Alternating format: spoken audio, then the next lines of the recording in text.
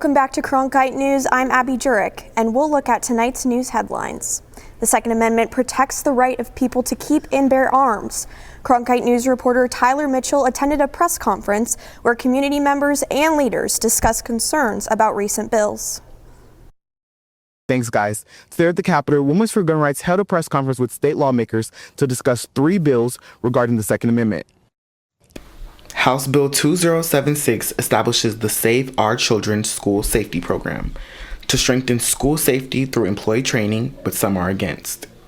In my opinion, this was a bad bill last year, and it's a bad bill this year. We've already heard it. We've already gone through committee. The governor has already vetoed it. Why? Because it is not safe for our students. Those in favor feel that students should know how to conduct themselves if they ever see a gun and how to avoid those fears. We really need to educate small children, our young children, what the responsibilities are if they ever come across a gun. And I think that will alleviate a lot of the fears about, children being harmed or losing their life over a gun. In this meeting, they also talked about 2 other Senate bills. Senate Bill 1012 was transmitted to the House in March, while Senate Bill 1424 passed the House Education Committee. Both bills are moving through the 57th Legislature's second regular session. In Phoenix, Tyler Mitchell, Cronkite News. Each of these bills have passed through the state Senate. Next, House members will take it up. As Congress considers the Save America Act that could overhaul the nation's elections, Republican leaders in the Arizona legislature have presented their own amendment to the state's constitution, which is facing major backlash. I was at the Capitol yesterday and heard from people on all sides of this issue. Inside an Arizona House committee hearing on elections. It's such a convoluted issue. Republican leaders shared their vision to make Arizona elections faster and ensure that only citizens vote by proposing the Fast Election Results Act, which would amend the state's constitution, and call for voters to show a valid government ID before casting their ballots, prompting debate in the hearing. I'm worried about my own identity being stolen or my own identity being compromised by this rule. So to us, that's a serious concern. I'm voting for voter ID, so only U.S. citizens vote in our elections, only American money goes in our elections, and we count the votes when they're cast. Republican leadership said the amendment would also change the deadline for mail-in ballots, making it earlier than Election Day. Do you want one that's faster and more convenient?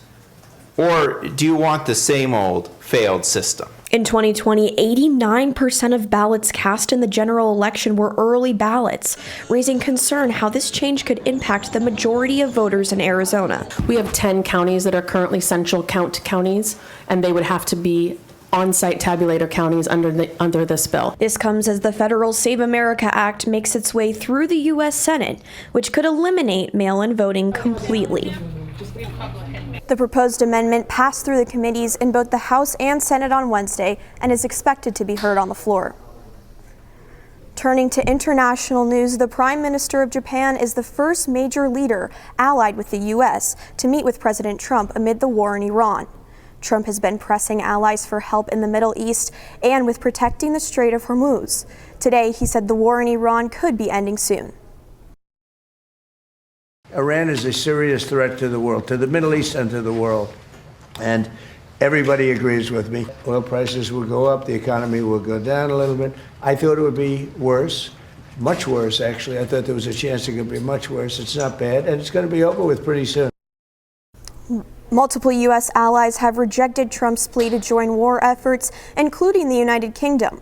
Prime Minister Keir Starmer said British troops required a thought-through plan before getting involved.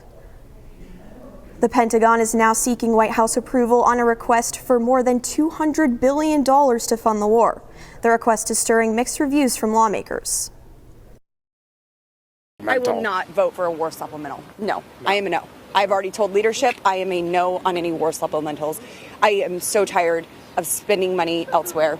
Price of letting Iran move forward in the way they were is far more costly. When I'm at, nobody asked what did it cost to win World War II. You just had to win.